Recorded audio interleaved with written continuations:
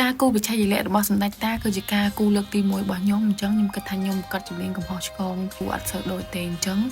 ខ្ញុំសូមអធិស្ឋានដែរត្រង់ចំណុចហ្នឹងអញ្ចឹងខ្ញុំចង់ចែករំលែកពីរបៀបដែលថាខ្ញុំគូឡើងមកនិយាយទៅខ្ញុំអត់មែនជា professional ខាងគូខ្លាំងណាស់ណាទេអញ្ចឹងខ្ញុំចែករំលែកអ្វីដែលថាខ្ញុំអាចដឹងអញ្ចឹងណាអញ្ចឹងមុនដំបូងគឺយើងចាប់ផ្ដើមដាក់ line មកហើយក្នុងហ្នឹងនៅពេលដែលយើងដល់វគ្គចាក់ពណ៌យើងទៅរកមើលskin tone ទៅថាយើងចង់បាន skin បែបណាដាក់នៅក្នុងរូបរបស់យើងអញ្ចឹងណាបន្ទាប់មកខ្ញុំក៏ចាប់ផ្ដើមលេងពណ៌សខ្មៅហើយដើម្បីយើងរកឲ្យថារូបភាពយើងនឹងវាមានទម្ងន់ជាងមុនអញ្ចឹងណាបន្ទាប់មកទៀតខ្ញុំក៏ចាប់ផ្ដើមចាក់ពណ៌ចូលឲ្យថាយើងបានរក skin tone ពីមុននឹងដែលយើងអាចរកបាននៅក្នុង Pinterest បន្ទាប់មកខ្ញុំក៏អង្គុយ detail តាម part មួយទៅហើយបន្ទាប់មកទៀតខ្ញុំក៏ចាប់ផ្ដើម